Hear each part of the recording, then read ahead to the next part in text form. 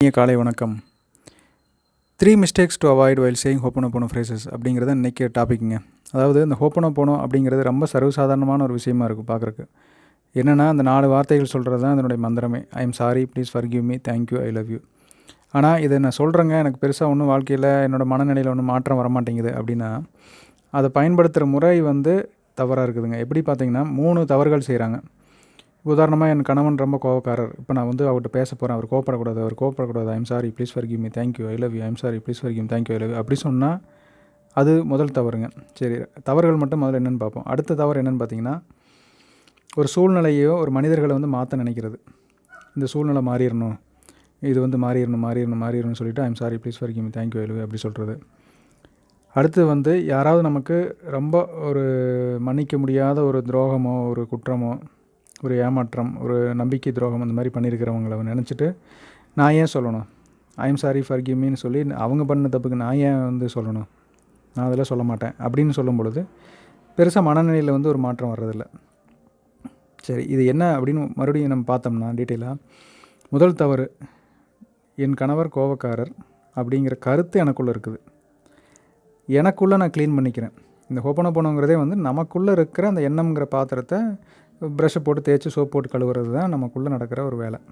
So cleaning நமக்குள்ளே நடக்குதுங்க. நமக்குள்ளே நம்ம எப்படி வெளியில் உடம்புக்கு சோப் போட்டு குளிக்கிற மாதிரி நம்மளுடைய எண்ணத்துக்கு உள்ள எதிர்மறை இருக்கிற எண்ணங்கள் கிளியர் பண்ணுறதுக்கான ஒரு சோப்பு தான் அந்த ஹோப்பனோபோனோங்கிற ஒரு டெக்னிக்கு. அப்போது என் கணவர் கோபக்காரர், ஏன்னா நான் கடந்த 10-15 வருஷமாக பார்க்குறேன். அவருடைய நடவடிக்கை சுபாவம் எப்படி இருக்குங்கிறது எனக்கு தெரியும், நான் பார்த்துருக்கேன். அதனால் அவர் இப்படி தான் அப்படின்னு எனக்குள்ளே அவரை பற்றி பாசிட்டிவான எண்ணம் இல்லாமல் ஒரு நெகட்டிவாக ஒரு கருத்தை ஒன்று நான் உருவாக்கிட்டேன். அந்த கருத்து எனக்குள்ளே இருந்து போகிறதுக்காக நான் சொல்கிறேன் அப்படின்னு சொல்லிவிட்டு, நீங்கள் அமைதியான சூழ்நிலையில் இருக்கும் பொழுது என் கணவரை நினச்சி நான் சொல்கிறேன், அவ்வளோதான். ஐ am sorry, please forgive me, thank you, I love you. நீங்கள் வேறு எந்த காரணங்களும் நீங்கள் கூட யோசிக்க வேண்டியதில்லை. என் கணவரை நினச்சி சொல்கிறேன். எனக்குள்ளே அவரை பற்றின எதிர்மறை கருத்துக்கள் நிறைய இருக்குது, அதைகளை நான் கிளியர் பண்ணிக்கிறேன், அதுக்காக நான் சொல்கிறேன். அதே மாதிரி ஒரு சூழ்நிலையில் 2வது தவறு இந்த சூழ்நிலை மாறணும் அப்படின்னு நினச்சி சொல்கிறது. இப்போ உதாரணமாக நீங்கள் தனியாக காரில் போயிட்டுருக்கிறீங்க, திடீர்னு ஒரு நடுவழியில் கார் ஆஃப் ஆகிடுது, இல்லை டயர் பஞ்சர் ஆகிடுது. உங்களுக்கு எப்படி கழட்டி மாற்றுறதுன்னு தெரியல, பக்கத்தில் ஆள் இல்லை, ஃபோனில் சார்ஜ் இல்லை, ஆஃப் ஆகிடுச்சு, வசமாக மாட்டிக்கிட்டோம், நைட் நேரமாக இருக்குதுன்னு வச்சுக்கங்களேன். இந்த சூழ்நிலையில் இது ஒரு பயந்த சூழ்நிலை, எவனா திருட வந்துட்டு என்ன பண்ணுறது, ஏதோ பூச்சி பாம்பு எதாவது வந்துட்டு என்ன பண்ணுறது அப்படின்னு சொல்லி அந்த சூழ்நிலைக்குள்ளே போகும்போது நமக்குள்ளே எதிர்மறை கருத்துக்கள் சடன்னு அப்படியே பட்டாசு வெடிக்கிற மாதிரி வர ஆரம்பிச்சிடும். அந்த எண்ணங்கள் எனக்குள்ளே வர்றதுக்காக நான் வருந்துகிறேன். எனக்குள்ளே ஏன் யாராவது ஒரு உதவி கிடைக்கும், நான் ஏன் இப்படி எதிர்மறை எண்ணங்கள் எனக்குள்ளே நிறையா உருவாகுது, அந்த எண்ணங்களை நான் கிளியர் பண்ணிக்கிறேன் அப்படின்னு சொல்லிவிட்டு I am sorry, please forgive me, thank you, I love யூன்னு நமக்குள்ளேயே சொல்லிக்கிறோம்.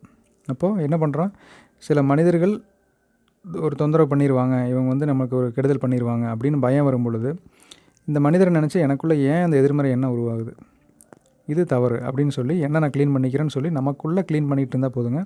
அந்த சூழ்நிலைகள் மனிதர்கள் மாறுறது அது ஆட்டோமேட்டிக்காக நடக்கும். நீங்கள் அதை மாற்றுறதுக்காக சொல்லலை, உங்களுக்குள்ளே தான் நீங்கள் க்ளீனிங் பண்ணுறீங்க, அதை புரிஞ்சுக்கணும். சரி, அடுத்ததாக ஒருத்தவங்க செஞ்ச தவறுக்காக, துரோகத்துக்காக நான் ஏன் அவங்கள நினச்சி சொல்லணும். இப்போ இது பேசிக்காக இந்த ஹோப்பனோபோனோங்கிற அடிப்படையே நமக்குள்ளே இருக்கிற அந்த இறைத்தன்மையோட ஆல்மைட்டியோட நம்ம பேசுகிறதுங்கிறது தான் அதனுடைய டெக்னிக்கே. நம்ம அந்த பர்சனுக்கிட்டேயோ அந்த சூழ்நிலைக்கோ நம்ம சொல்லலை, இறைவா எனக்குள்ளே ஏன் இந்த மாதிரி எதிர்மறை கருத்துக்கள் உருவாகுது, இந்த நண்பர் பண்ணின ஒரு துரோகத்தை நான் 10 வருஷத்துக்கு முன்னாடி பண்ணினதை இன்றைக்கும் நான் ஏன் நினச்சிக்கிட்டே இருக்கிறேன், அதை நினச்சி நான் ஏன் டென்ஷன் ஆகிறேன், இந்த எதிர்மறை எண்ணம் எனக்குள்ளே இருந்து கிளியர் பண்ணி கொடுங்க, ப்ளீஸ் ஃபர்கிவ் மீ. இந்த எதிர்மறை எண்ணம் எனக்குள்ளே வந்ததுக்காக I am sorry, please forgive me. சொன்ன உடனே எனக்கு கிளியர் பண்ணிட்டீங்க, தேங்க்யூ, நான் உங்களை நேசிக்கிறேன் அப்படின்னு சொல்கிறது நமக்குள்ளே இருக்கிற அந்த இறைவனோட நம்ம பேசிகிட்டு இருக்கிறோம். ஆனால் சப்ஜெக்ட் அந்த நமக்கு துரோகம் பண்ண நபர். சரிப்பா, உனக்குள்ளே இருந்த அந்த நபரை பற்றின எதிர்மறை எண்ணங்களை அழிச்சு விட்டுட்டேன், இப்போ நீ சந்தோஷமாக இரு, நல்லா தூங்கு, நிம்மதியாக இரு அப்படிங்கிற ஒரு ரியாக்ஷன் தான் நமக்குள்ளே நடக்கும். ஸோ இதுக்கு தான் நம்ம சொல்கிறோங்கிறத கரெக்டாக புரிஞ்சு கரெக்டாக பயன்படுத்துங்க, பலன் பெறுங்கள். நன்றி, மீண்டும் சந்திப்போம்.